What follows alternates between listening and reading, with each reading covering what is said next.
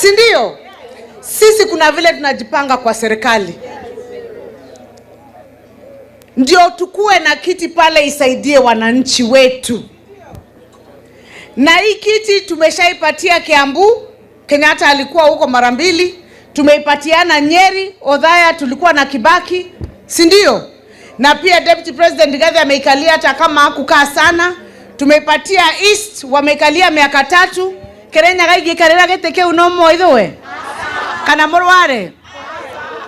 Mnataka Kirinyaga ipande isipande? Iende juu isiende juu? Mkiangalia hivi nafasi ya Kirinyaga ya kuenda juu iko upande gani?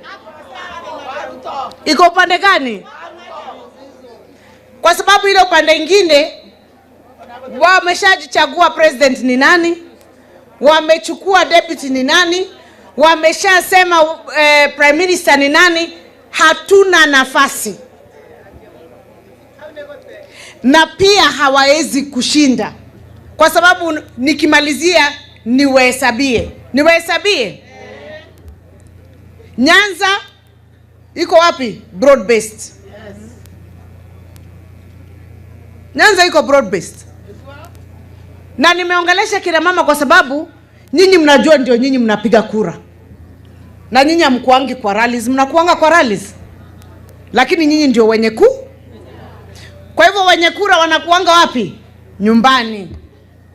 Western iko ndani ya serikali. Na kama unapingana na mimi niwaulize, by elections zimefanywa, opposition imeshinda viti ngapi? Na ni nini tena mnataka kuambiwa?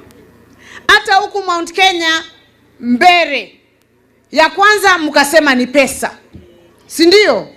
Haya ya ward wakarudia 2. Kwa nini hamkushinda na opposition?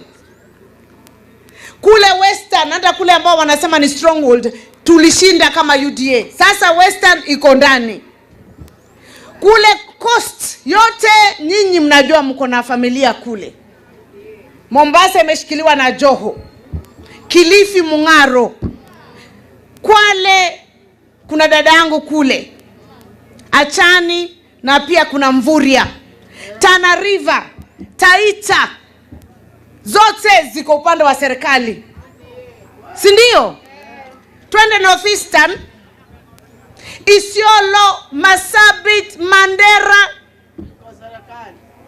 Samburu,